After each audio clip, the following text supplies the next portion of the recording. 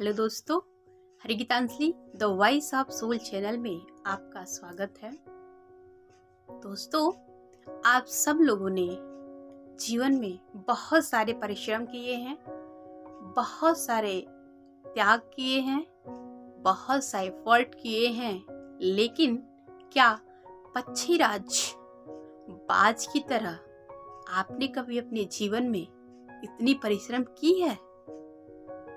उनका क्या परिश्रम और त्याग है, आइए हम जानते हैं। पक्षीराज बाज, लंबी उड़ान, पकड़ अच्छी, हर मामले में बड़े ही शक्तिशाली पक्षियों में से जाने जाते हैं। क्या आपको पता है कि उनको जीवन की मध्य अवस्था में आते आते बड़े ही बहुमूल्य 3 निर्णय लेने पड़ते हैं। आखिर निर्णय क्यों लेने पड़ते हैं, ये भी जान लीजिए। जो बाज होता है उसकी उम्र 70 साल होती है, लेकिन जब वो 40 साल की अवस्था में पहुंचता है तो उसके जो चोंच होते हैं लंबे हो जाते हैं और आगे की तरफ झुक जाता है, जिससे वो अपने शिकार को अच्छे से दबोच नहीं पाता है। दूसरा, उनके पंजे इतने भारी और मोटे हो जाते हैं कि वहां भी शिकार को वो दबोच नहीं पाते हैं। तीसरा, उनके पंख इतने बड़े और भारी हो जाते हैं कि जो सीने से चिपके रहते हैं, जिससे वो ऊंची उड़ान नहीं भर पाते हैं। यही वो 3 कारण है कि जीवन के 40 साल के बाद उन्हें निर्णय लेना पड़ता है। पहला, या तो अपना शरीर त्याग दें। दूसरा, वो अन्य पक्षियों की भांति जैसे गिद्ध की तरह जीवन यापन करना शुरू कर दे। तीसरा, वो अपने आप को पुनः व्यवस्थित करें।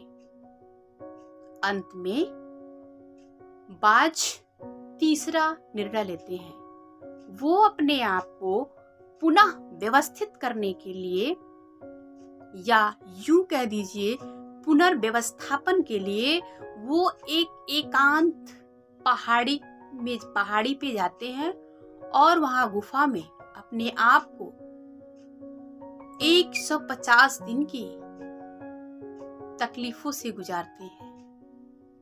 पहले वो पत्थरों पे मार मार के अपने चोंच को तोड़ देते हैं और नया चोंच उगने तक की प्रतीक्षा करते हैं।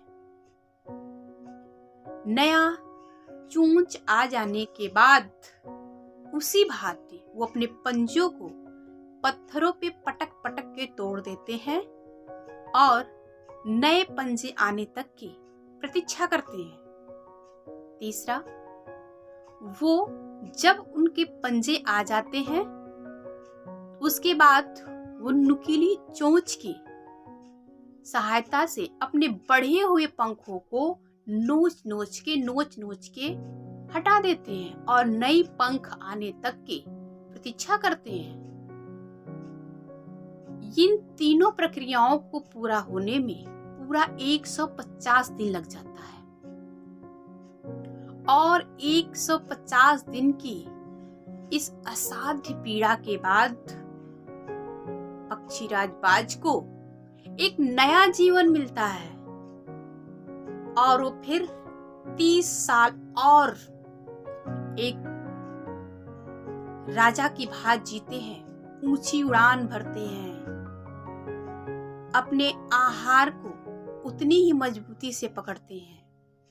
तो क्या हम संघर्षशील विद्यार्थी या जो भी हम अपने लक्ष्य को प्राप्त करने वाले व्यक्ति, हम अपने भूतकाल से बाहर आने के लिए 150 दिन की नहीं, मात्र 60 दिन की असाध्य परिश्रम नहीं कर सकते हैं?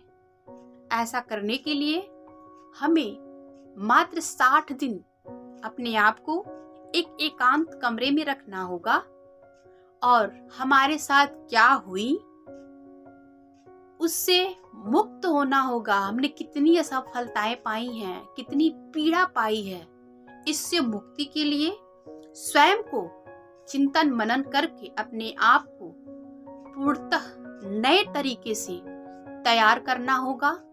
उसके बाद जब वो 60 दिन के बाद आप अपने को कमरे से बाहर निकालेंगे तो आप खुद जो हैं वो नहीं रहेंगे। आप वो परिवर्तन स्वयं अपनी आंखों से देखेंगे। एक नई ऊर्जा, एक नया विश्वास, कार्य करने की असीम क्षमता, ना किसी के प्रति द्वेष, ना किसी के प्रति ईर्ष्या, सिर्फ और सिर्फ अपने लक्ष्य को प्राप्त करने की जिज्ञासा। ऐसी जिज्ञासा जो बिना पाए शांत ही ना हो।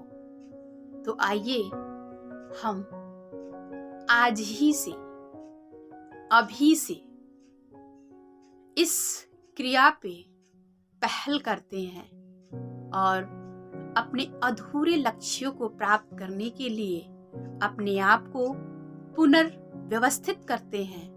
और इसमें लगने वाले जो भी समय हैं, जो भी त्याग हैं, उन सबको करेंगे और हम अपनी लक्ष्य को प्राप्त करेंगे। Thank you. चैनल को लाइक, सब्सक्राइब कर दीजिएगा।